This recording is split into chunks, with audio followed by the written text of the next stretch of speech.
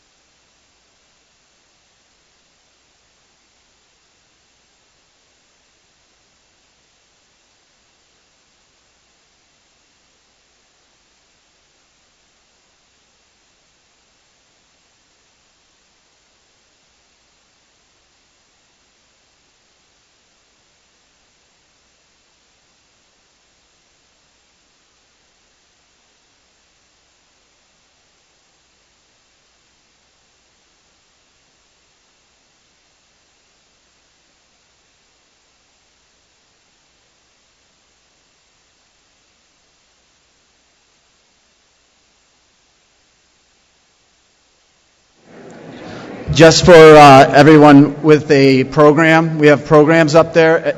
We just drew cards for the sequence. For the sequence, we got Mr. Doherty is going to open, and for the closing statements, Mr. Doherty will flip that. Mr. Doherty will go last for the closing. For the questioning sequence, Mr. Doherty is going to go second on that, correct? No, Mr. Doherty goes first for the Q&A. All right, just so you know, so you can fill that out in your program. Going in about 3 or 4 minutes, so if you do have a cell phone, go on to Facebook and your social media and let people know that you're here. This is a very important event. A lot of people have put a lot of work into it, including both candidates, volunteers, and staff. So take a second here and let people know that you're here at this. You can listen to it on WYSL, or you can watch it live at the GeneseeSun.com. So just take a second, pull out your phone if you can get the signal in here, and share this with all your friends and family. Thanks. We'll be going in a couple minutes. Thank you. 2 minutes. All right. So opening, it's Tom, right? Mm-hmm. That's going to go snake, right? Right. Yeah, next round, Jim, Tom, we switch back and And forth. now we go for question A. Jim's first. Tom's first. Okay. Tom first, then Jim, and the next one Jim, then Tom. Yep.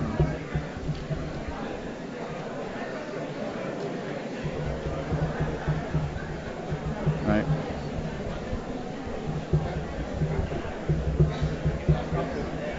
We're wobbling. Everyone going on Facebook is doing that. I really wish we hadn't have done that.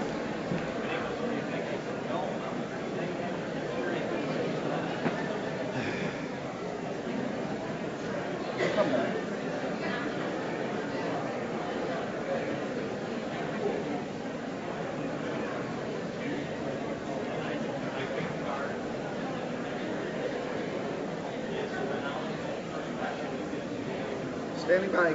You ready, guys? Okay. You're going to be ready to go live.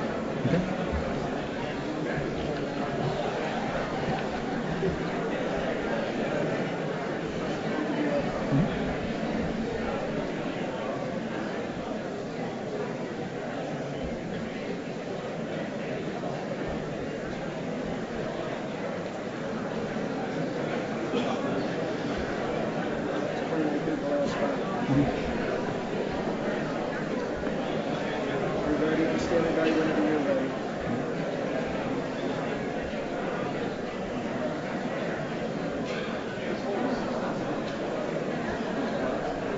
Yeah, do it.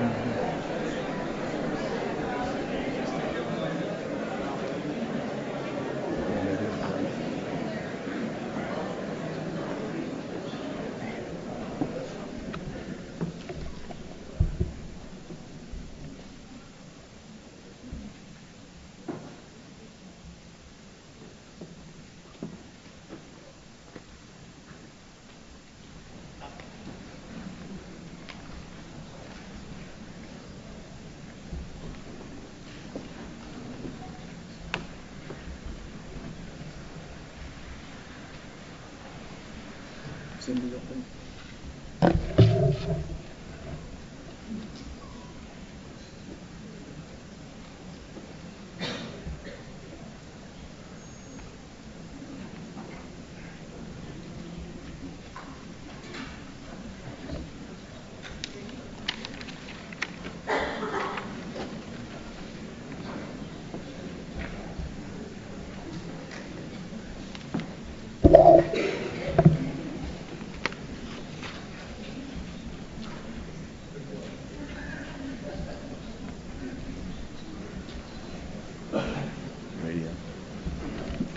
Good evening, ladies and gentlemen, and welcome to the Livingston County Sheriff's Candidate Debate. I'm Joe Lasky, the news director at WYSL 92.1 FM and 1040 AM, and your co-moderator for tonight's debate, a joint production of WYSL and GeneseeSun.com, sponsored by Kruk and Campbell PC and Advantage Federal Credit Union. The debate will proceed as follows. Each candidate will have 3 minutes for an opening statement. In the question phase, each candidate, in alternating order, will choose a question at random from the board. He'll have 3 minutes to answer that question. Then his counterpart will have 2 minutes and 30 seconds for rebuttal. Once each candidate has answered 14 questions out of the 16 on the board, each will have 3 minutes for a closing statement. The time will be kept up here. This flag here will be raised with 15 seconds left on the clock and then lowered when time is up. We ask that all of you in the audience turn off your cell phones, refrain from using any flash photography, and please do not applaud or make any kind of noise, except for right now while we introduce the candidates. First, at the podium to our left, Investigator Tom Doherty.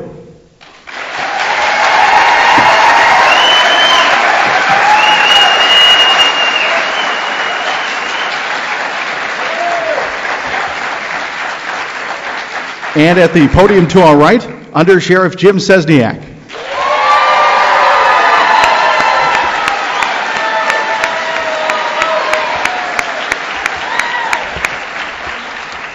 I now turn you over to our co-moderator for tonight's debate, the owner and publisher of GeneseeSun.com, Mr. Josh Williams.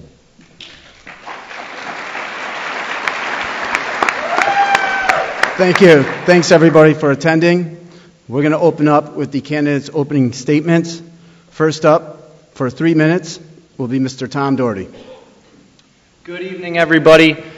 First off, I just want to thank Josh from the Genesee Sun, also Joe Lasky from Whistle, our sponsors, Crook and Campbell, and all of you for being here. This is obviously an important election, and judging by the turnout, everybody realizes that. There's a lot of yellow out there, there's a lot of red out there. Not many in the middle, but I'm sure there's some still decisions to be made.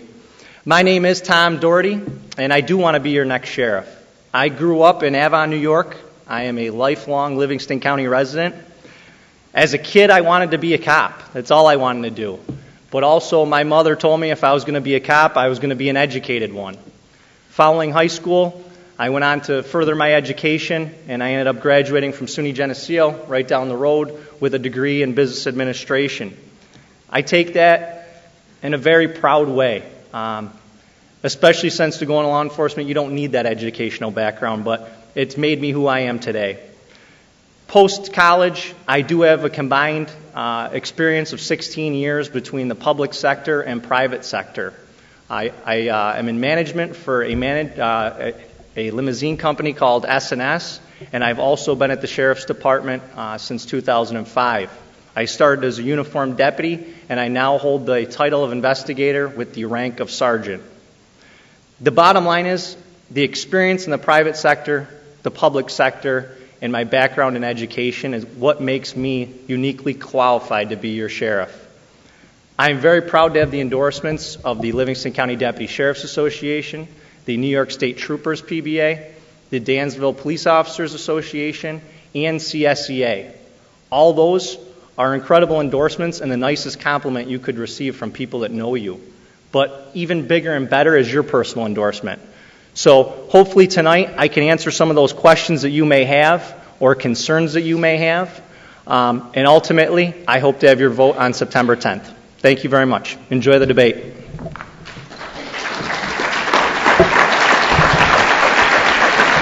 Mr. Cesniak, 3 minutes for opening statement, please. Again, as Tom said, thanks to Josh and Joe and YSL and Crook and Campbell for putting this together. Clearly, I'm excited. February 19th, when I announced, my opponent challenged me to a debate, and I'm glad we're here tonight to answer some questions. There's going to be a great opportunity, and I look forward to you asking and hearing those 14 questions. But I think if you look at me, I've spent 28 years in law enforcement. I, too, had my education. I started out with an associate's degree at Monroe Community College, worked in the sheriff's office in every position but that of a dispatch, worked in the jail, worked as a deputy on the road patrol, became a sergeant, worked investigations. I spent 14 years in field work. And then I did my 14 years on the administrative side. There's my business side doing your budget work, working in the administrative side, overseeing the criminal investigation division for 2 years, patrol division for 10 years, and currently as your undersheriff. So Tom and I, as you listen tonight, we're going to deliver a very similar message. We want the best public safety in Livingston County at the most reasonable cost for the taxpayers. As you hear endorsements, and you'll hear some debates, and there's been discussions on that, understand one thing. As the undersheriff and as a supervisor, there's laws that prohibit me from seeking endorsements. I want to make it very clear to you people, to many of you, that I have not sought a single endorsement. I've been invited to speak to unions. I've spoke to those unions, but I've never once submitted a letter asking for an endorsement. That would violate the law to seek an endorsement of your subordinates. So I want to make that real clear as to where that is. I want to work hard to earn everybody's vote. And I think if you look at the candidates, look at what we deliver, look at my career, I'm going to earn your vote come September 10th. So I'm looking forward to the questions. Thank you, gentlemen.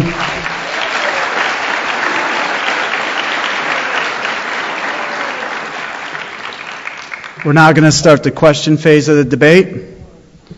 Question number one, Mr. Doherty, you have the first draw from our deck of cards. I will go with the Ace of Hearts. Ace of Hearts. Thanks. Yeah, keep that flag up. Ace of Hearts. And here we go. Both candidates have talked about being fiscally conservative. The sheriff's budget in Livingston County is approximately $16 million per year. If elected, under your leadership, which direction will you take the existing budget, and specifically, what departments or programs will the money be cut or added to? And gentlemen, please be specific. Mr. Doherty, 3 minutes. Thanks, Josh. The budget is obviously set by the Board of Supervisors and our County Administrator, Ian Coyle.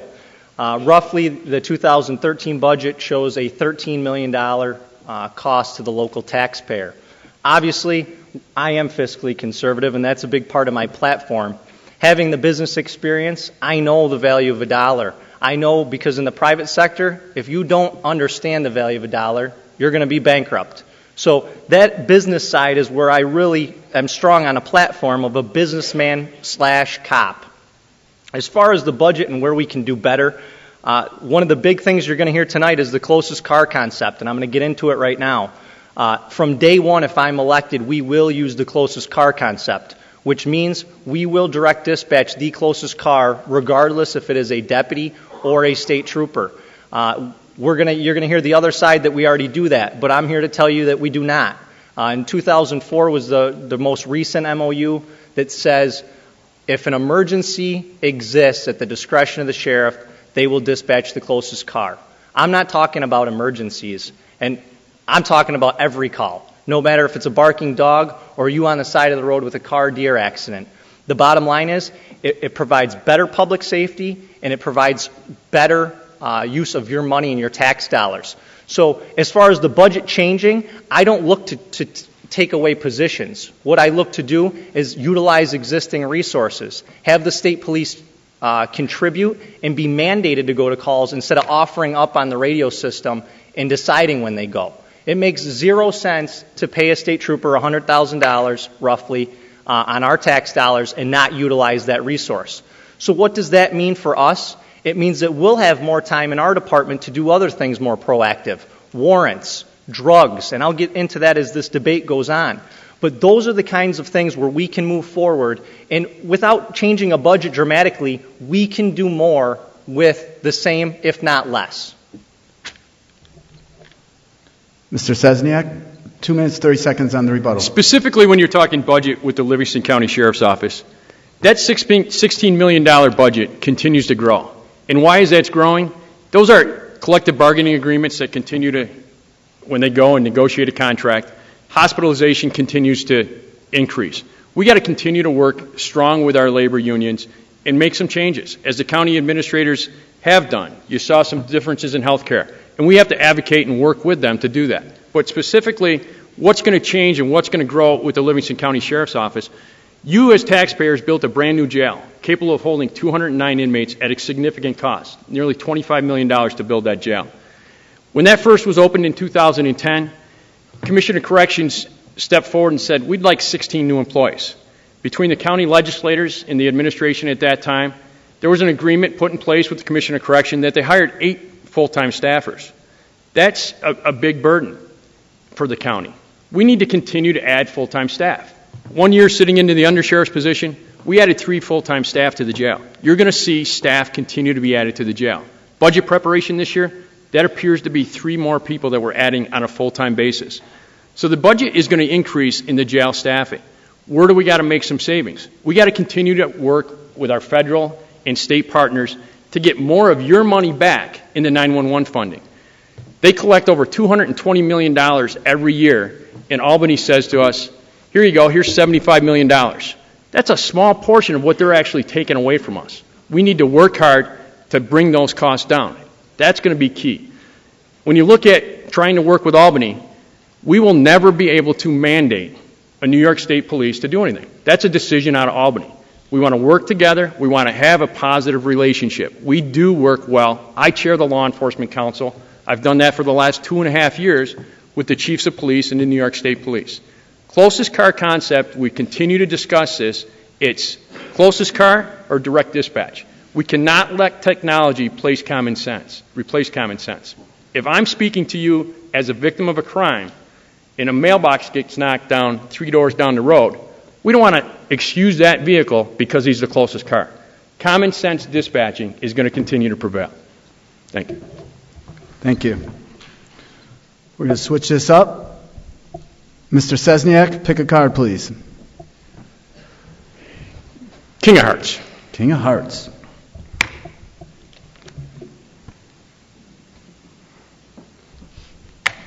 Sort of goes right in line with our opening statements, gentlemen. The Republican committee chose not to endorse a candidate. Some law enforcement unions have chosen to endorse a candidate. Publicly, union members and non-union members have voiced concern over the process. In a sheriff's election, do union endorsements serve the interest of the public? 3 minutes, Mr. Sesniak. Clearly, that answer is already there. You know what Tom and I feel on that. And I think public safety is not about politics. Clearly, public safety is to educate the public on the issues and go forward. Each and every time I've had the opportunity to meet with the unions, and I think I take great pride in LC Cop's decision. There's a union that I managed for 10 years as the patrol major. When they invited us in, took the entire membership, and made a decision to ask 5 questions, and I said, guys, let the public make the decision. They chose not to make an endorsement. Their ability to influence, when somebody wears a badge and says, I like this candidate or I like that candidate, the mere perception and influence creates problems. And I think we need to understand that there are rules and regulations on endorsements that one candidate can't ask for, and I haven't asked for. So I think the endorsements, I do not hold as high as my opponent does. Mr. Doherty. Thanks, Josh. Yeah, I totally disagree with Jim. He would be the first sheriff seeking election that's not sought an endorsement, would be my opinion. He certainly could have asked CSEA or the New York State Troopers or the Dansville police officers, which are not subordinates. So 3 out of the 4 wouldn't come into play at all. As far as how I feel about endorsements, I think they say a lot. In order to lead, you have to have followers. So when these endorsements come, they don't come easy. It involves both Jim and myself going and speaking to them, or the folks that are deciding this knowing the two of us and doing research on the two of us. They decide that this is the guy to be sheriff. It's not that you go and just ask for it and they say okay. It comes with them looking at one option and looking at another option. I've said from the beginning, this isn't about me, and it's not about Matt Bean, who will be my undersheriff if successfully elected. This is about the department. This is about all of you in this room. It's about a better future for all of us. And when it comes down to it, I hope everyone realizes this.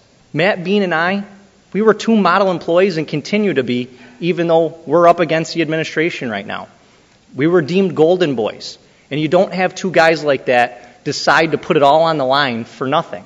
So when you talk about 4 years from now, if successfully elected, and if I lost, I'd lose my retirement, and Matt would be out of a job and lose his retirement. It's a big risk.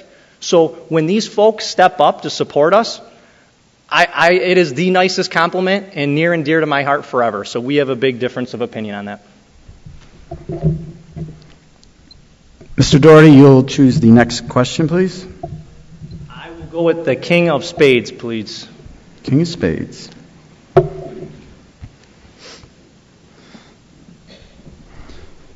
Define the present relationship between the Sheriff's Department and the community.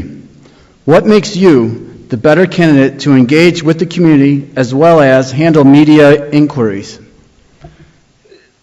Livingston County, we're lucky. We have a good community that's willing to help us. Oftentimes, you folks help us solve crimes. You have a need, you call us, and it's neighbors or friends or family that we lean on to get information.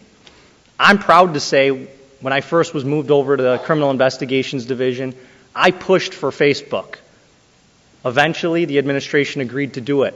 I was the administrator and the creator of our Facebook. I think it's important to be transparent with the public and be able to have them have instant information. Communication is always a win for the community. Unfortunately, after I announced, I was removed from that position, password changed, and the whole rigmarole. But that's politics. But the bottom line is, we still have that Facebook page, and other people are the administrators. I don't think we utilize it appropriately. It's more about putting press releases on there rather than communicating with the public of what's going on. A good example would be a warrant subject. If we're looking for somebody, we could post that on Facebook. Instantly, you have that information. Instantly, you share that with your friends and family. Instantly, people are looking for that person. And that's just one small example. But Facebook, Twitter, those things, if we look at Chief Shepard at RPD, obviously RPD has a bunch of issues up there. But the bottom line is, he communicates with his community. And when you do that, it's a win. When we communicate and we're transparent with the public, it's a win. The lack of transparency has a perception of corruption, whether it's true or not. So I do believe in positive media relations, being very apparent on Facebook, Twitter, those social media outlets, and you will see that under our administration. You will also see town hall style meetings where you folks can come out and tell us what you want out of a department. What are you not seeing that's important to you? And again, that's a win for everybody. Thanks, Josh. Mr. Sesniak, 2 minutes and 30 seconds, please. I think when we say the lack of transparency brings corruption, take a look at the webpage. Look at every single annual report that is on the webpage. That's there each and every day, each and every year for the community to look at. The details are there, brought up by the subordinates all the way through, and it's compiled annually. It sets the goals for the agency. It tells you what we've achieved. There's not a lack of transparency. Social media is clearly changing. One thing we have to be very cautious of, we put the right thing forward. We'll talk about the 911 center, I'm certain, tonight. When we started this campaign, you said there's nowhere in New York State that you can text 911. If you rely on media, they're advertising that you can text 911 in Steuben County and in Monroe County. That depends on what provider you have, what area you're in. So the media outlet, we got to make sure it's controlled and it's the right message going forward. That's a key. So we are going to introduce it, and we'll continue to grow with it. But I think you can't introduce a knee-jerk reaction and make some changes when the next piece of technology is coming forward. As far as communicating with the public, one thing that you'll see that I've put forward is the Citizen Police Academy is something that many areas introduce when there is a problem, when the communication stops, trying to renew that. Livingston County is fortunate. We do have the respect of all of our community members. There's the Triad program, the Neighborhood Watch programs. It goes on and on, the outreach programs that are there.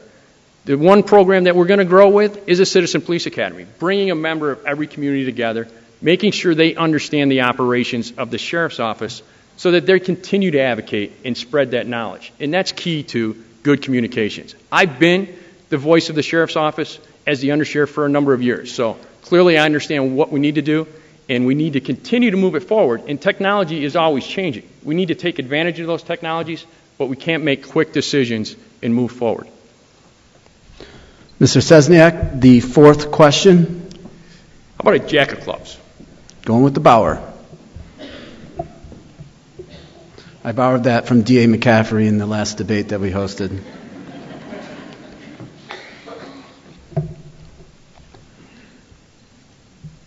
Senior level law enforcement positions, including the undersheriff, are all appointed.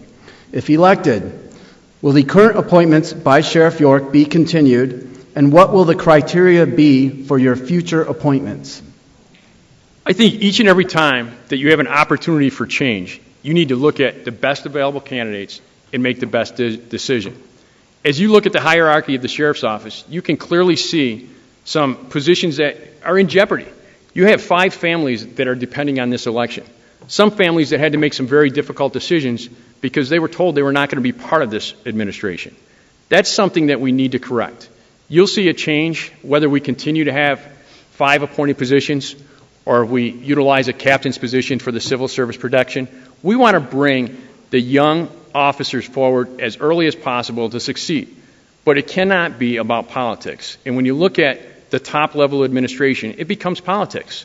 We need to make sure that it's the best public service and it's the best candidate that's bringing forward each and every time. As far as our current administration, we've had some. I've been the part of the administration that chose 2 recent majors. Matt Burgess replaced me in criminal investigations. He's a great choice. Got a long career in front of him. Ron Huff, I would have liked to remain part of our administration for a long time. He's gone into the jail. He's made some changes. There's a lot of work that needs to be done there. Unfortunately, this election's changed his mind as to where he has to do, and his position was jeopardized. So the administration is going to go forward. We will have change. January 1, the head law enforcement guy for, since 1989 is gone. So there's significant administrative change. We got to make sure we got the right change, and we continue to maintain some of the experience that's there. Mr. Doherty. Yeah, thanks, Josh. First off, with that Citizens Police Academy, I do think that would be a great idea, but I would ask where that money would come from, because I think you'd end up with a lot of overtime from our road patrol in order to accomplish that. Regarding the hiring or firing of these appointed positions, you have 3 majors, you have an undersheriff, and you have a confidential secretary. The undersheriff position, obviously, if successfully elected, will be Matt Bean. He brings 16 years of law enforcement experience. He runs day-to-day operations of the road patrol, and you will not find a better guy than Matt Bean. I think the world of him, both in my private life and my public life. I encourage you to ask anybody that knows Matt Bean or the Bean family what kind of people they are. So that's 100% accurate. As far as Jim, if successfully elected, obviously that position will be taken. But I've said he won't be fired. Obviously, Jim can retire. He could have retired 3 years ago. But he will decide when he wants to go. As far as Ron Huff, he may be mad at me because I would not guarantee him that major spot in the jail. Obviously, there's some issues in the jail right now. So for me to tell him that he's the guy without being in the position yet, I can't do that. What I told him is that he's guaranteed a job, just as everybody else is, but I could not guarantee him the major spot. I said I had to first get in there, and he may be the one to lead that division. Maybe those folks are willing to follow him, but maybe they're not. Obviously, the response was a letter to the paper and things of that nature. But the bottom line is, no one's getting fired. The administration will be a solid core of people that are leaders. It, again, is extremely difficult to be in a position of leadership if you don't have people willing to follow. So, first off is getting in the position and then figuring out who is the right person to lead each division. Thanks, Josh. Mr. Doherty, you will select the next card. Oh, and just a little housekeeping note. It's up to you guys if you want to tackle that question or mix it up. If you want to go back and use your 2 minutes and 30 seconds, you're at liberty to do that during your 2 minutes and 30 seconds, just to clarify. But 2 minutes and 30 seconds, he's on the clock. What card, Mr. Doherty? I'll go with the Jack of Diamonds, please.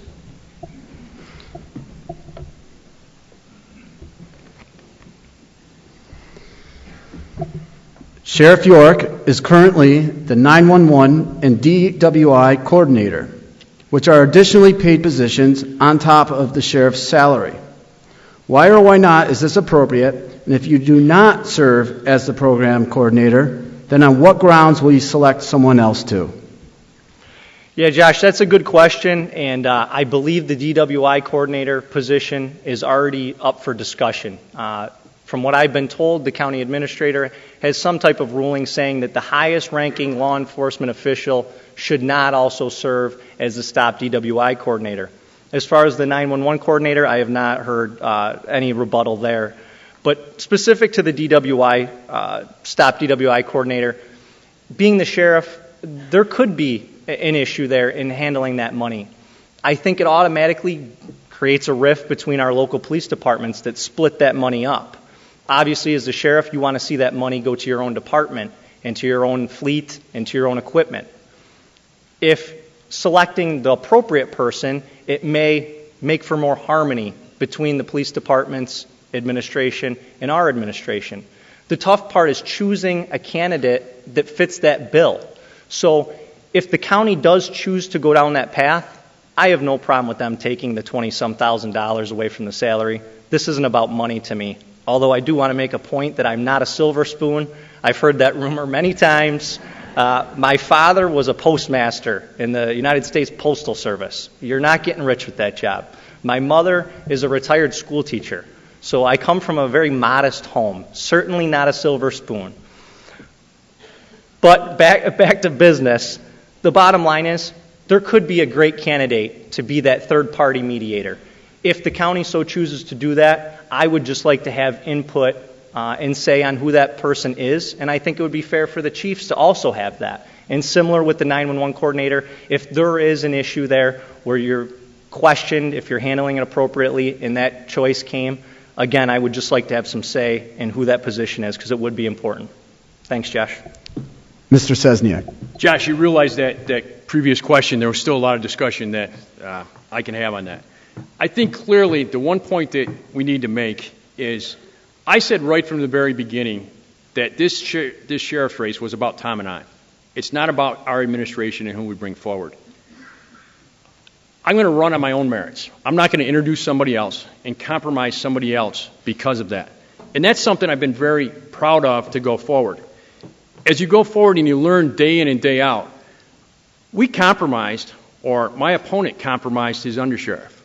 By announcing his undersheriff, there's election law that specifically says you can't do that. You cannot promise a position until you've earned that position. And we've publicly announced who an undersheriff's going to be. So that's something that it's brought forward, it's here. Everybody needs to realize that. When you look at an undersheriff not being introduced until you're elected, there's reasons for that. And I want to follow the regulations if I'm running as your sheriff. But when you look at the 911 coordinator, clearly the 911 coordinator is not Jack York. So that question and the information there is wrong. Sergeant Michael Bradley is the 911 coordinator and clearly oversees the 911 division, sits on the 911 board. So the 911 coordinator has nothing to do with Sheriff York. That's Sergeant Michael Bradley.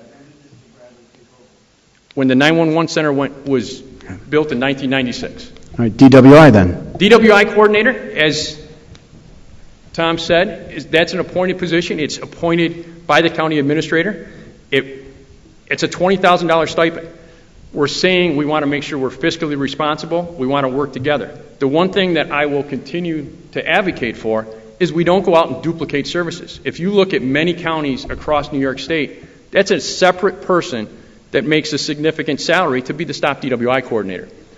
The Stop DWI, the funding that comes in, that fits very well with the sheriff's office. Is it the sheriff that's appropriate for that? Well, we can make those determinations. But clearly, it's a decision that we don't want to assign another person and create another position to increase the budget. And that's what would happen if you created a Stop DWI coordinator outside assigning that ability to somebody. Okay. Mr. Sesniak, next question, please. Jack of Spades.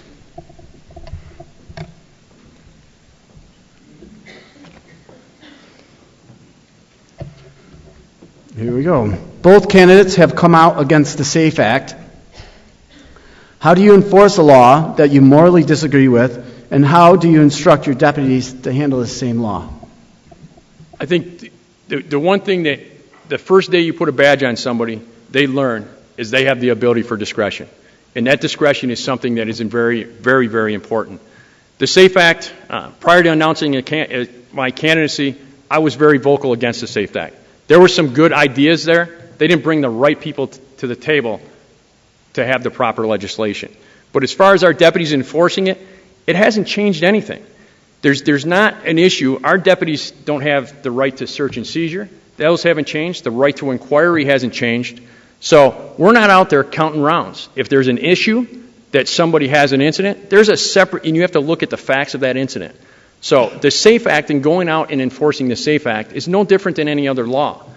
People are going 56 miles an hour every day. Our officers aren't writing tickets for 56 miles an hour. That's illegal, but they're not writing tickets. Now, Geneseo, I know we got some of our great Geneseo officers here. We know if we go 35 in Geneseo, we might get a ticket. But and that's a huge priority because Geneseo is a safe community. They got huge pedestrian traffic. So that's their priority, and that's the uniqueness of Livingston County, is that every single community sets the discretion as to what's important for them. And as the sheriff and the leader of the sheriff's office, that's what we'll continue to do, is make sure we're enforcing what the community expects. They set that standard. They set that discretion. Thanks. Mr. Doherty. Thanks, Josh. First off, I just want to hit briefly on back on the Stop DWI coordinator. It wouldn't create any more to the budget or add any more money because that money's already dictated what it is, $20-some thousand. So it would just go to the third-party mediator. So you're not creating any more of a budget. That would be their salary for doing the work. As far as Matt Bean being my undersheriff, Matt is just as big as part of this as I am. This was decided and discussed long before I announced, and there certainly is nothing illegal about it. So I would say we have, again, a difference of opinion on that. The New York State Board of Elections says it's legal. I'm not in any authority position at the moment to guarantee a position. All I'm saying is, if successfully elected, Matt Bean will be my undersheriff. The old school way of doing politics is saying, hey, if I win, maybe you'll be my undersheriff. And you dangle that carrot in front of 5 or 6 people, and then after January 1st, you disappoint a lot of people. I'm transparent. I'm not your typical politician. I'm a normal guy. So when people kept asking me, who's your undersheriff, I tell them. It's that simple. Also, anytime law enforcement came out to endorse me, but prior to Matt Bean coming out, it was, they must be promised the undersheriff spot. So many different reasons for that, but certainly not illegal. As far as the SAFE Act, the bottom line is it's a horrible bill. It doesn't matter if it's about guns or anything else. From day one, it lacked transparency. There was no input from the community. And it's just horrible. When people ask me the specifics of it, I tend not to want to answer because it changes so often. They have an 800 number that you have to phone in to figure out what the flavor of the day is with the SAFE Act. It's extremely difficult to understand even for law enforcement. Day one, law enforcement would have been arresting other officers because, again, there was no input into it. So the big question of will you enforce it? I'm asked this all the time when I'm going door to door. It's very, very difficult to say, as sheriff, you won't enforce a law because of your opinion. But what I will say is I am pro-Second Amendment. I believe in that firmly. We will not proactively go out and try and push the SAFE Act, which means deputies do have discretion. Deputies do have a choice in what they do. Mr. Sesniak, the 7th question, please. And then we're going to switch up. Joe's going to take over. My turn, your turn. I'm sorry, Tom. My apologies. I don't want to step out of line. Whoa. I'm going to get hit with this thing over here. He's freaking me out. I'll go with the ace of spades. Ace of spades, please.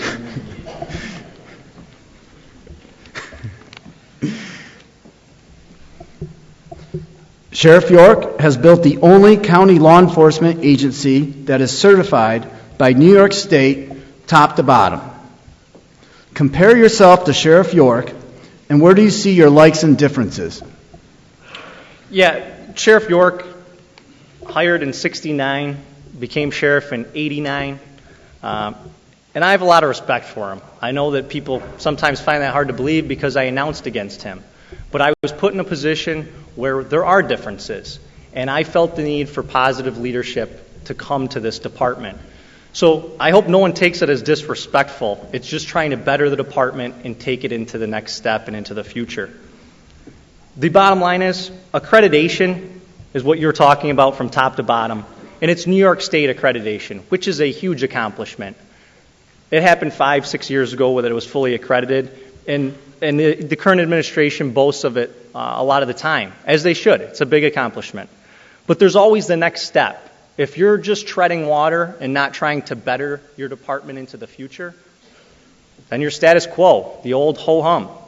So there is what's called CALEA, the Commission on Law Enforcement Accreditation, which is internationally recognized. They have different standards. They bring in outsiders that don't know you're inside of your department. It's not New York State people that you go to conferences with or interact with. It is a very successful program that others around us have. It basically optimizes performance and makes you be the best that you can be. On a side note, accreditation costs money, and people have asked, is it worth it? I'd like to look at all the numbers and see what it breaks down to. Obviously, I'm not privileged to a lot of that information at this point.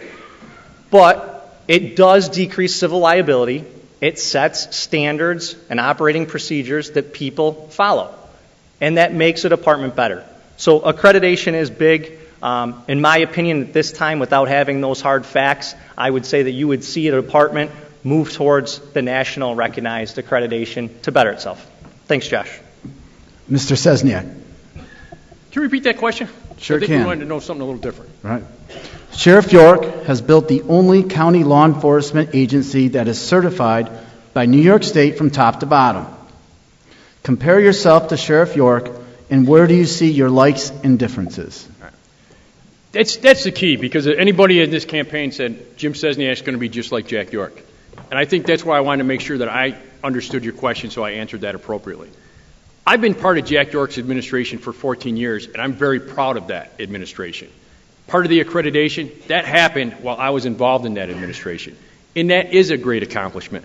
Clearly, understanding that, you'll understand if we're trying to be fiscally responsible, we don't want to go out and seek national accreditation and pay thousands and thousands of dollars. You're going to see that national accreditation number continues to decline, because that's an organization that funds a number of people that go around in retirement jobs and go and do the audits. So it's a great organization, it's a great thought process, but it's outdated as well. In these tough economic times, we don't want to spend significant dollars to make sure we're doing the job right. Because there's one person that truly knows if we're doing the job right, and that's you, the voter. You're going to complain, you're going to let us know when it's not being done right. So accreditation is a huge accomplishment. The state accreditation is something we want to continue to maintain. There's not a significant cost in that maintenance, because it's everybody involved. It's from the youngest officer that's in the field, pushing his information forward, following those standards. That's the key. And it's a part of routine business, and it's just a matter of making sure that you're filing paperwork properly to meet that accreditation. Our NYMER, New York State Municipal Insurance Reciprocal, is significantly less because of those accreditations. So it's something we have to continue to maintain. I will debate if that national accreditation is worth your tax dollar to achieve another stamp.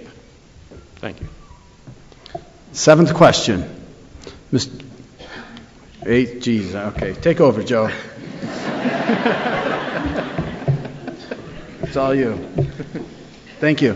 Thank you. Thanks, Josh. Under Sheriff Cesniak, your choice? Let's go with the Queen of Hearts.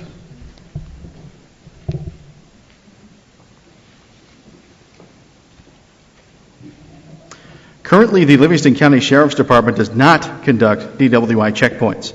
However, the DA, Greg McCaffrey, has advocated for using them as a way to deter DWIs. What will your policy be and why?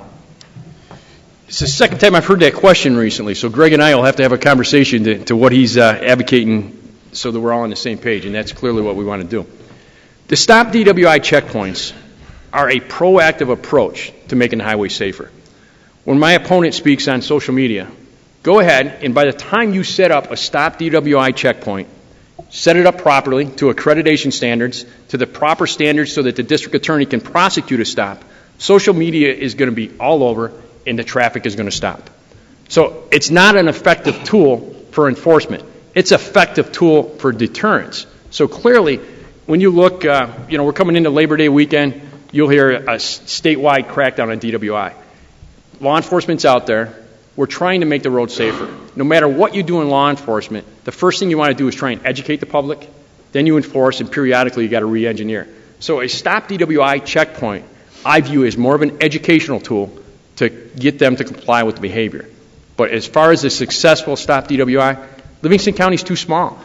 There's too many routes. Go ahead and set that up on 20A and Lima Road, and we're going to have traffic complaints 2 minutes later. So it's difficult to use that as an enforcement tool. They're there, they have their time and their place, but I'm not a strong advocate of the stop DWI checkpoint. Investigator Torrey, 230. Yeah, Joe, could you repeat that, please? Currently, the Livingston County Sheriff's Department does not conduct DWI checkpoints. What would your policy be and why? Okay. I'll come back to that. First off, I just want to say that Jim did say he's proud to have worked under Jack, and he's much like him. And I think that is a big difference between Jim and myself. I'm not like either one of them, Jim or Jack. And I think the difference is I'm in my 9th year with the department. It's not the only thing I know is this administration for the last 20-some years like Jim does. I have the educational tools, and I have that private sector experience that sets me apart and knows the difference between leadership and management. Currently, it's an authority, and any good leader knows it's got to be influential. It's got to be about respect. It's got to be about trust, and it's got to go 2 ways. When you do that, it is influential, and you do inspire. So that is a big difference between us. The title doesn't make a leader. A leader makes the title. As far as the stop DWI checkpoints, I am a proponent of them. I don't know why we don't do them now. I know that the district attorney is a proponent of them. Anybody knows that the biggest risk an officer has is when they're out of a vehicle, typically on a traffic stop or doing field sobriety tests. The traffic points allow us to control where that will be, how it will be, when it will be, all the factors we control. So we can set them up in areas that we can put them into a parking lot or other locations away from the dangers of the highway. They're also a huge tool to get intoxicated drivers off the roadway. If we're doing our job enforcing the law with cell phones, they shouldn't have the cell phones in the car to be on Facebook seeing if someone's telling about checkpoints. I believe most motorists are responsible and aren't going to know about the checkpoints. And let's face it, when you come up on them, if you wheel around and go the other way, we always have chase cars, or we would have chase cars. So the bottom line is, I am a big proponent of safety checkpoints for DWI. It requires policy and procedure that we would work hand in hand with the DA's office on, and you will see that under our administration. Thank you, Joe. Question number 9. Investigator Doherty, your choice. I'll go with the ace of clubs, please.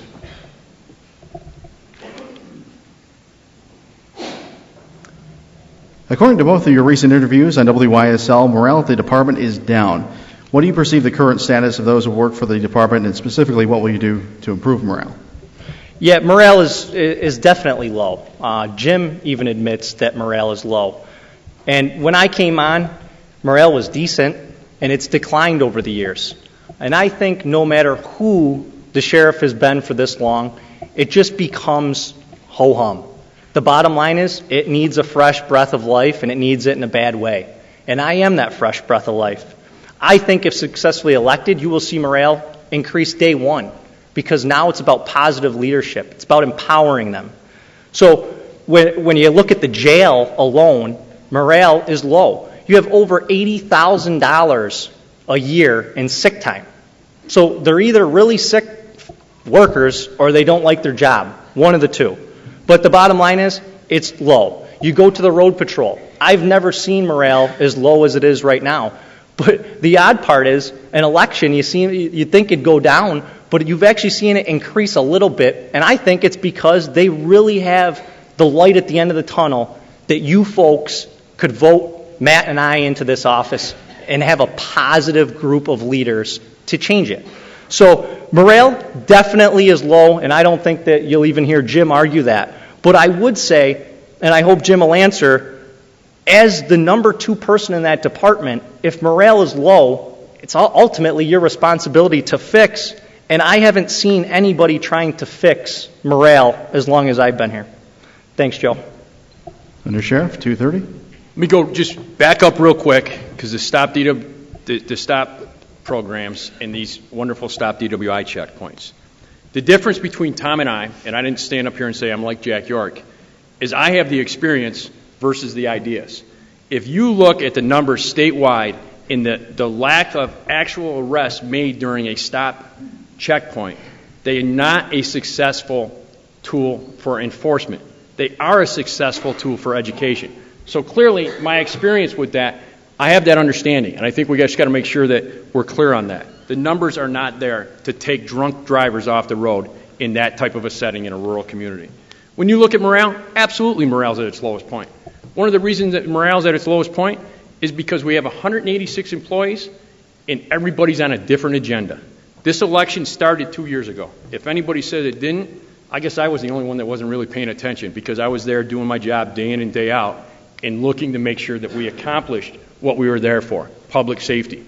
When you start taking individual agendas and people starting to work in this area and work in that area, it's going to create little rifts, and people aren't going to get along here and people aren't going to get along there. The number 2 position, trying to increase morale, the morale is increased at the frontline supervisor. The frontline supervisor makes his shift happy. I'm excited to say when I oversaw the road patrol for 10 years, when we lost 2 officers. 2 officers chose to go elsewhere. That's because you work on keeping them happy. You can't give them brand new cars, you can't give them a bonus, but you got to see what's bothering them and try and make it happy. So as an administrator, you have a number of layers below you that are out there to increase the morale. So we can't blame it on the administration because morale's in rough shape. We got to get everybody on the same page. You do annual evaluations. Hey, what do you want to change? That's something that somebody needs to bring forward. Clearly, when you're a supervisor, you'll have that. My opponent has not had the opportunity to supervise. He has not worked with guys. It's easy to say, we're going to do this and we're going to do that. When you step into a supervision, you cannot be everybody's friend. You have to hold people accountable. We want to work together. We want to make it a good place to work. But we're ultimately making sure that we're providing you, the public, with the best public safety. And that's what we're there for. Question number 10, Under Sheriff Sesniak. It's your pick. Queen of Diamonds.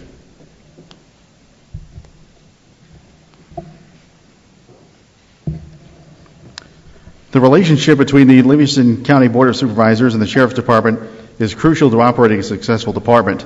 How do you perceive that relationship, and what makes you the better candidate to handle the negotiating policy and the fiscal needs of the Sheriff's Department? We're fortunate that we do have a strong relationship with the Board of Supervisors. I sit on a number of different committees throughout the county, the Community Service Board.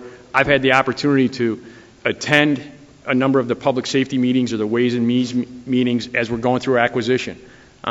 You have to work with them. I view them as our parents. And somebody said, well, that's kind of silly. But essentially, we go to them and ask for allowance. They provide us an allowance. And we go to spend it, and they kind of guide us where that spending is. And what you end up doing is building a strong relationship so you can go forward. It can't be controversial. I know in the past, Sheriff York at times may go head-to-head with them. You're an elected official, the budget's approved, and go spend it as you feel fit. That's clearly not the direction we want to go. We got to work together. You're looking at, when we want to talk about transparency and introducing, Mr. Coyle, our county administrator, is fresh. There's new ideas there. Looking at introducing benchmarking for the upcoming year so that across the board, everybody knows where every single department works, where every single department is in good shape, or where we got to make some changes. So the Board of Supervisors, we have a strong relationship. If you looked at the Board of Supervisors, we're doing well. Clearly, I have one member of the Board of Supervisors that's very outspoken. I am not somebody that's going to agree because it's the right thing to do each and every time. When we talk about the undersheriff and being able to negotiate contracts and being part of that union, I advocated very hard when we were looking for wages for some of our administrative staff. The administrative staff is the only portion of the employees that the Board of Supervisors picks and chooses what their salaries are going to be. 2012, they were very nice. They gave every single administrator a $800 raise. They immediately turned around and took $900 away from them. So they lost $100 in that raise. I was pretty outspoken on that. I disagree with that. The administrators are just as important as the employees. So you got to have the ability to disagree and move forward. Investigator Doherty, 2:30 to reply. Yeah, first let me go back to the experience and supervision. I know experience keeps coming up in this race, and you hear about it all the time, especially from the opposition. But to say I'm not experienced is just not true. I'm very experienced. I've worked hands-on with other members of the law enforcement community as well as our own, day to day. That's experience. I led the Sheriff's Department since my first year there until last year in criminal arrest. That's experience. And that's a ton of teamwork. And again, it goes back to teamwork. You work together, it's a win for the community. Live action experience where we have to make a split-second decision. In 2009, myself and one of my partners talked a man out of shooting himself successfully That's experience. In 2010, I was faced with a woman with a gun on a domestic. Experience prevailed, which is why she didn't get shot. That's experience.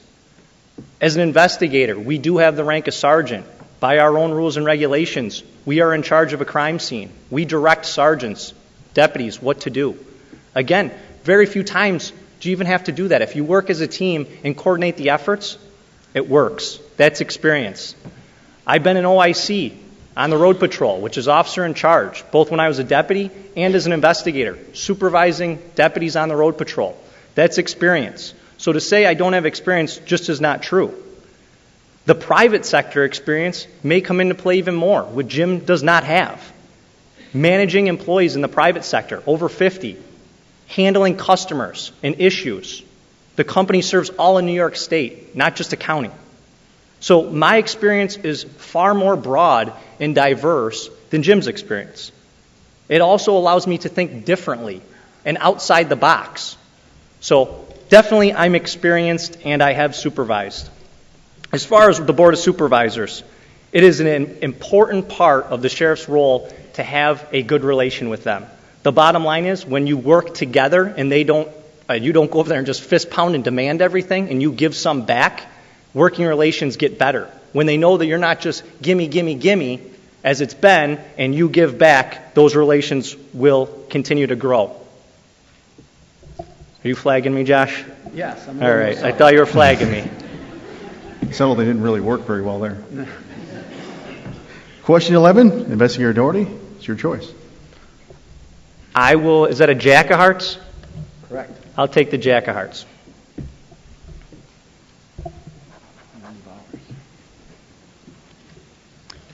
The recent investigation into time card fraud practices has raised legitimate questions into the conduct of jail deputies. If a jail deputy is found guilty of any time card fraud, what will any disciplinary action be, and what will you do to correct things to make further acts of fraudulent misconduct not happen? Yeah, the jail is the elephant in the room. When I'm out walking and talking nightly, everybody's talking about the jail. They want to know what is going on. They want answers. They want transparency. I unfortunately can't give you that tonight. And I ran into a gentleman today when I was working out, and he said, I'm coming tonight, and I hope you'll have answers about the jail. I've never worked in the jail. I'm not under investigation. I'm not part of that investigation. The state police have that. It's an 8-month investigation, I believe, if we do the math, into an entire division and an administration. So I can't speak personally. I can only tell you it's a sad state of affairs. Again, I have no chance of implication on this because I've never worked there. If you look at the county website, Jim is responsible for review and approval of payroll. The payroll is directly what is in question, the time cards. So Jim maybe can give some better clarification, or maybe he cannot. But I think the only thing that we can hope for in this room is that the state police does a fair investigation and a transparent investigation, and at the end, we all know what happened there and take it from there. The bottom line is I'm not making those decisions, and I'm not going to be making those decisions when it comes down, because I would hope it would happen sooner than later. I think it's been a lengthy enough investigation already. Thanks, Joe. I'm trying to keep this real positive because the perception always can spin just a little bit. I've never questioned Tom's experience as an officer. Questioning his experience as a supervisor, we do not hold the rank of investigator sergeant. There is not a civil service rank of investigator sergeant.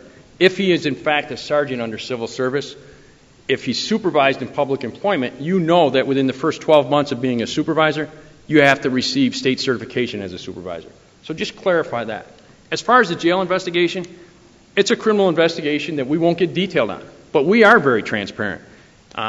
An anonymous letter came on 12/3 to the county administrator, pointed to 2 employees. And if you're going to do the investigation, you're going to do the investigation on everybody. And that's always, no matter what type of investigation you're going forward, that's the facts that you want to do. We tried to learn some of the facts, and then on 12/10, when we opened that up and did some CSI work, or we had other people that were involved and tried to get some fingerprints, and the wealth of knowledge as we went through this investigation grew. On 12/10, my opponent announced on fiscal responsibility very early on. This anonymous letter has been always a concern. Where did that originate? I'm somebody, if there's something wrong, come forward, point that immediately, and let's correct the problem. We brought in our investigators, our major, a couple of our CID investigators, and we interviewed every single employee in the jail. We have good employees. They're good people that made some mistakes. Now, essentially, this investigation is going on, and you have a political race going forward. No matter what the outcome is, it's going to be political. So, on 12/18, Sheriff York, myself, District Attorney McCaffrey, our county attorney, and our county administrator sat down and made a decision to pen a letter to the New York State Police to have them look at this independently. Every single employee had already been interviewed. There was clearly some wrongdoing. And when you say that I, as the undersheriff, have the ultimate responsibility of payroll, I do.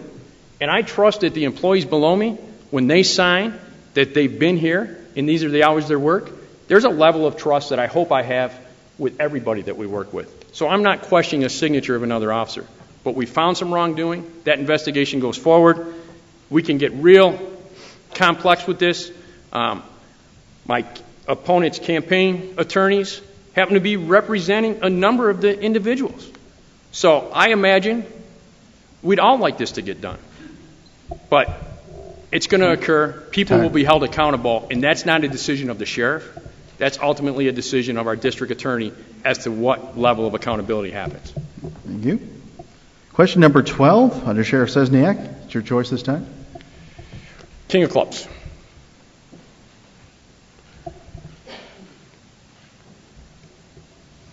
The Drug Enforcement Task Force is in its infancy as a program, and it's already proven to be highly successful. Under your leadership, who will lead that task force, and what will you do to continue its growth and success?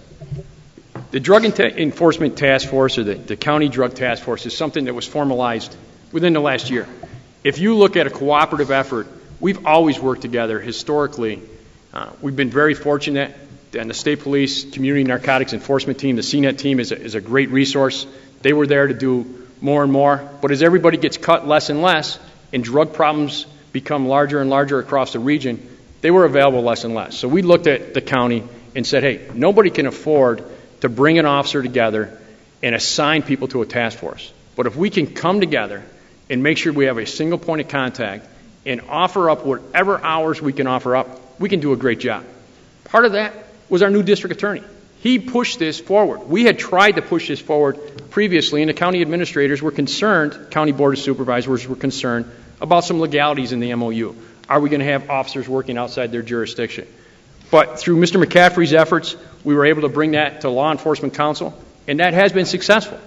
Presently, Investigator Wiedrich oversees that on the operational side. That's something that continues to move forward. As you bring success, you're going to have more formalized agreements. We have to have an administrative side of that. Who's going to do that? We're trying to keep as much of that away from the sheriff's office. It's not the sheriff's office task force. That's a task force that's countywide. So that's going to continue to grow. We want it to grow. Drugs in Livingston County are never going to go away. It's a problem that we have. We have to combat it, and we have to be able to change it. If we can continue to avoid the increase, we're doing well. If we can work to decrease it, we're very fortunate. But clearly, drugs in Livingston County are not new. They're not going away, and you're just changing, and we got to make sure that we're able to change with them. Investigator Doherty, 2:30 to reply. Yeah, just to go back to the jail real quick. A great leader jumps in front of whatever, whether it's good or bad. And too quickly, this administration loves to get in front of everything that's great and distance themselves from everything that's bad. That's not a leader. So there is a big difference there. Also, we've not done anything proactive to fix the jail problem. The question is them signing time cards fraudulently. There's no time clock still in the jail, so we built a $28 million jail with no time clock. They all report to that jail. I would argue that would probably be a good step to go in the right direction. As far as the drug task force, near and dear to my heart. When I was on the road, I was big into drug interdiction, and that's simply just intercepting drug traffic. The drug task force concept, I remember pitching it to Sheriff York in 2012, and he told me I didn't understand budgets. And I said it won't require any more money. We are one of the few counties that haven't had a drug task force. Everyone around us does. We have a drug problem in Livingston County, whether we want to admit to it or not. Drugs are what tears a community apart. I've seen it firsthand. I think if we looked at the stats, I probably still lead the Sheriff's Department in drug arrests. And I'm proud of that. I think it makes a dramatic impact on the community. And I was always proud to get those drugs off the street because you could see a difference. The DEA, I'm specifically trained by them. And again, the drug task force will be enlarged. It's in a startup phase. And the district attorney has done a good job. Investigator Wiedrich has done a good job. Currently, we have 2 juvenile investigators. We have 1 drug investigator. I would ask, do we have a juvenile problem or a drug problem? Certainly, we have a drug problem. So you will see improved efforts. You will see more communication and cooperation between the police departments because there's still some that are not part of it for whatever reason. But I'd like to see everybody involved in it. And just so everyone knows, it requires an officer a week roughly that kicks into this task force. And the money comes from seized funds in a large part. So it really isn't a dramatic expense to the taxpayer. And this last roundup, I think, netted 16 to 20. So the drug task force is certainly a benefit to our community and our county.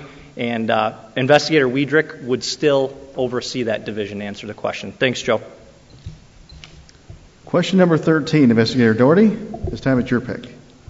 Is that a queen of spades? I'll take the queen of spades.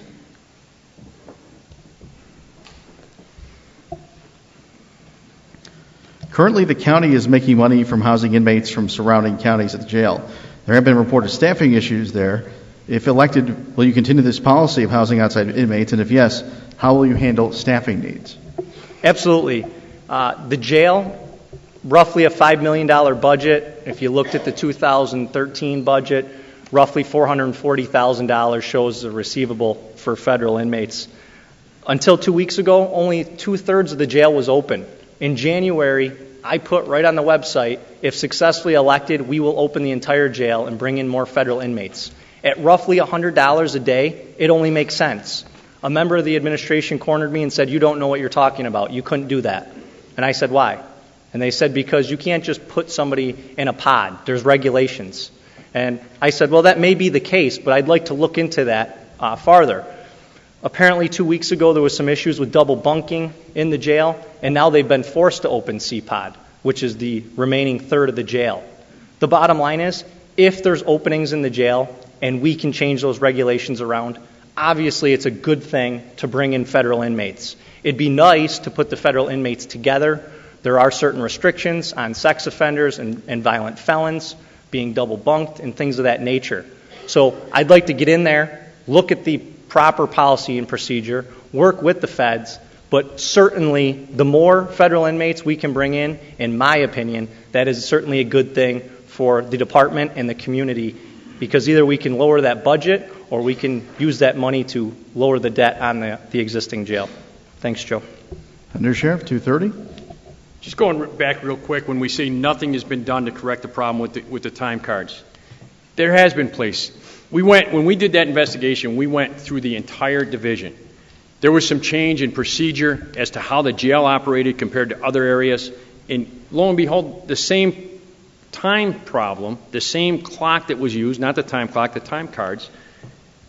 In the jail, it was done differently. The frontline supervisors weren't taking care of that. The frontline supervisors weren't approving it. It was going up to the next level. Immediately, we put it in place as it is in every other division, where you have roll call, you make sure somebody's there. If they're not there, it's a problem. The frontline supervisor knows who's at his shift and who's supposed to be there. For years, the jail's grown and things change, and there's no excuse for what was going on, but it has been corrected. A time clock, understanding, supervising business and supervising public employees. There's collective bargaining agreements you have to put in place. There's pieces that you have to put in place before you can just snap your fingers and say, this is how we're going to make it work. If you change their conditions of employment, that is a contract issue that you just can't do. And if you go to the inmate population, when C-Dorm closed, it closed at the same time that we had this jail investigation going. We had a grievance where our part-time employees said they could only work 20 hours. We did not have the numbers in the jail. The population was such that we did not need CPOD. So I made the administrative decision, and you won't hear me say I much, but I'm clearly going to say it here. I made the administrative decision to shut CPOD down and save the taxpayers 24 hours of labor every single day, because that's a post that we could eliminate because the Commissioner of Correction, if we aren't housing somebody there, we can eliminate that staffing post. So that's fiscal responsibility that I've been practicing. If you look historically in Livingston County, summertime, the population is down. Population continues to decline. Our courts, there's good people in jail that make mistakes. Many of our trade workers, they're busy during the summer. The courts will end up sentencing during the winter. So you get to late summer, you start to see some local inmate population increase. When we hit the mark where we needed CPOD, it was opened back up. Nothing has changed with the federal inmates in their availability. We've never turned a single federal inmate away. We've making significant progress, and we'll continue to make it. Last year we made $400,000 in federal inmate boarding. This year we're on track for about $750,000. 14th and final question goes under Sheriff Sesniak. Your pick. Let's go with that ace of diamonds.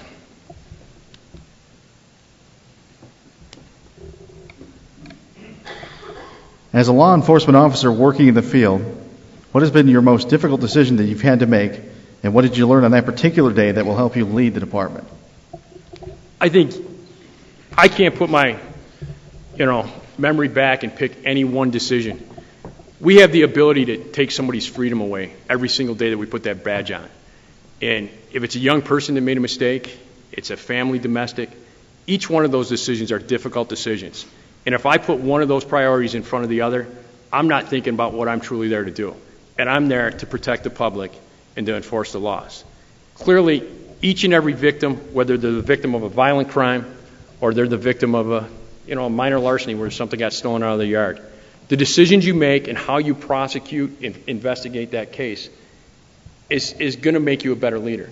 And one of the key pieces, I think, as soon as you start forgetting about why we're really doing this and why we're not there for the victim, we're in trouble. And if we look at complete efficiency and we want to provide, the most cost-effective service, we're not thinking about the people we're serving. We're not thinking about the victims that are out there and need our service. I'm not going to critique the Board of Supervisors. They had a very difficult decision when this past week they chose to eliminate the community health organization and the nurses. But that's a decision where they made an economic decision to pull away a public service. So we have to remember each and every day the most difficult decision that we're making is for the victim. And that, to that victim, is the most difficult decision. Investigator, 2:30. Yeah, thanks, Joe. Specifically, the most difficult day I ever had in the field was that gun issue in 2010, I believe was the date, with the woman on a domestic issue. I'll tell you, when you're facing a gun, and in Livingston County, we're pretty lucky that happens very rarely. I'm one of the only officers I know of in our department that's been in that situation. But it certainly taught me a lot about myself and that I had the self-control to end it peacefully and not violently. That experience I share with other officers, and that's what it's all about. If one officer can share with the rest, whether it's his own department or others, we can all learn from it. So specifically, that's definitely the one thing that always sticks in my head. The other thing is teamwork. And as I said, leading the department in arrests, it's all about the team. Being a leader is much easier when people below you that are following you know you as a leader and know that you're not asking them to do anything that you wouldn't do yourself.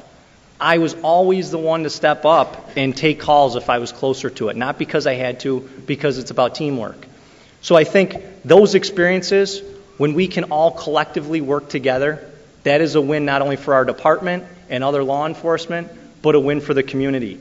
And that is a big part of our platform, is teamwork. And I can't stress that enough, that it's not about me and it's not about Matt Bean, it's about a team. And that's what you're going to get. Briefly back to the fiscal responsibility in the jail, $630,000 between part-time pay and full-time overtime I don't think that's being fiscally responsible. You can talk about the federal money you brought in, but that is a huge amount of money. And in 2010, when that was built, it was understaffed. And that's right on the Board of Supervisors minutes. And the current administration has tried to fill in the gaps and hire more with the cooperation of the Board of Supervisors and Ian Coyle. But the bottom line is, it's still a ton of money, and that is still only one division of the Sheriff's Department. As far as also people talking of my age, I wanted to hit on this since this is the last question. Ian Coyle, your county administrator, is 32 or 33 years old. That's my age. He got that job when he was 28. He's the head of all county government. Greg McCaffrey is in his mid-30s. So this is certainly nothing about age. It's just a changing of the guard. So I hope folks realize that it's just about a changing of the guard and positive leadership coming forward. Thanks, Joe. We've now reached the end of the question phase. Investigator Doherty went first with the opening statements. So Under Sheriff Sesniak will get the first closing statement. You have 3 minutes. As we close, clearly if you listen to Tom and I'm seeking to become an elected official. I'm not seeking to become a politician. The agenda, what do we both stood in front of you today and say, what do we want? We want to provide the best service we can at the most economical price. That's key to what Livingston County law enforcement needs to do. I'm going to be able to step into that office January 1 and move forward with very little training. You've heard Tom tell himself tonight. He shared it over and over. I'm not certain about that. I don't have that information. Unfortunately, government, we want to make it business-like, but it is not business. We need to work through the rules and regulations of our government that's in place. And having that ability, if you look at my positive leadership, I'm very proud that I got Tom Doherty and Matt Bean stepping in front of me. They want to run. Those are two guys that I selected. When you look at his specialized training, I told the young officers, you go out and do the best job you can, we're going to give you every opportunity. So those are opportunities, and that's the leadership style that I brought forward, that they're confident enough today that they're ready to be your sheriff. They're going to be your sheriff someday. They're just not going to be your sheriff in January. Thank you.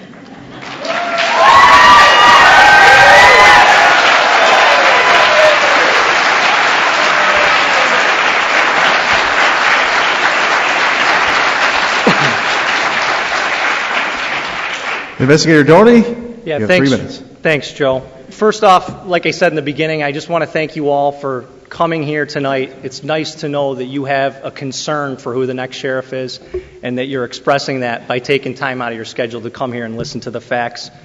I hope that you've had your questions answered or concerns, but I will stick around after. Come talk to me. My cell phone's 721-9947. It's on the website. Call me. I'm always happy to answer them. I am the most qualified to be your sheriff based on public sector, private sector, educational background, and experience. I look at the sheriff's position like a football coach. Does he play every position? Does he know every position? Absolutely not. What is the main point of the coach? To lead and to inspire. You have young coaches, you have old coaches, you have coaches in the middle. They have a defensive coordinator, they have an offensive coordinator, they have a special teams coordinator. They surround themselves with great people, and they make for a great team. And that's what it is. We're going to create a winning team at the Sheriff's Department. I can't tell you how excited Matt and I are for this opportunity.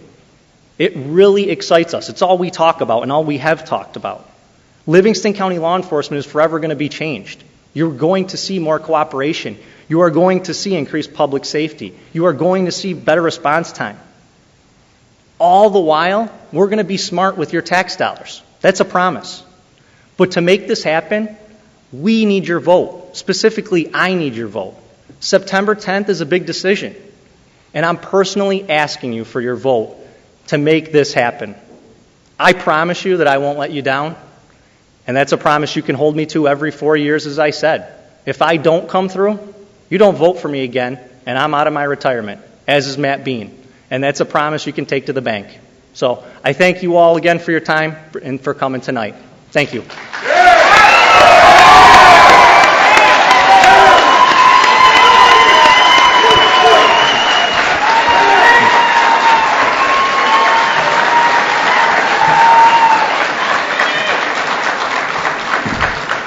Gentlemen, Thank you. Gentlemen, I have some closing remarks here real quick. I can't tell you how much I appreciate both of you coming here and entrusting the Genesee Sun and WYSL for this event. This has been a very intense race from the get-go. There's been a lot of intense comments made publicly, behind closed doors and open doors, and it's been damaging, and a lot of feelings have been hurt to this point. The purpose of this debate, and I think clearly feel that we've fulfilled that, is we've cleared the air as far as some of the differences between the two candidates. And we understand that we do have two different options here.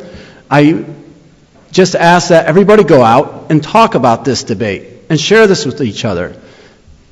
This is an incredibly important election for us. And as we share this and talk about it, we're going to educate the voters. And the more educated voters that we have and the more people that we vote, the better a community and a better society we have. So I want to thank the candidates. I want to thank Geneseo Central School for placing this event. Their technology department is phenomenal and worked with me. And I can't tell you how much I appreciate that all. So, gentlemen, thank you very much. Thank you, Josh. We're going to have a photo op here. If anybody would like to take pictures or anything, this is a great event and really appreciate it. Thank you.